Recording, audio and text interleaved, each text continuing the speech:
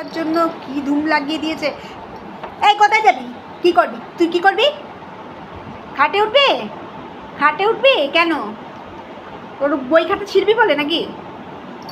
হ্যাঁ হ্যাঁ, কি করবি? ওরে বাবা, খাটে ওঠার জন্য দেখো কি কাণ্ড করছে।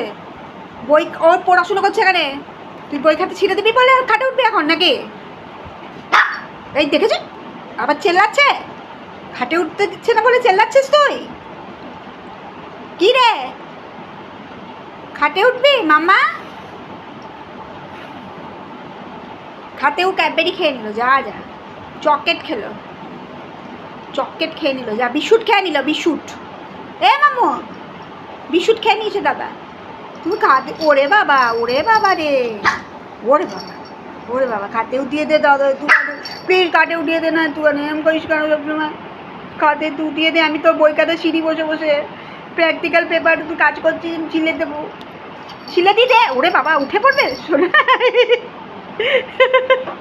তো প্র্যাকটিক্যাল খাতাটা একটু ছিঁড়ে দিয়ে দে, কালকে আর জমা দিতে হবে না তোকে, প্রজেক্ট জমা দিতে হবে না। প্রজেক্টের 12টা বাজিয়ে 13টা বাজিয়ে দিচ্ছি আমি এক্ষুনি, দাঁড়া খাটে উঠে। আজকে এখন খাটে উঠে যাবে না, খাটে দাদা পড়াশুনো করছে, ওখানে প্রজেক্টের সব তৈরি হচ্ছে, তুমি ওসব করলে হবে না মাম্মা।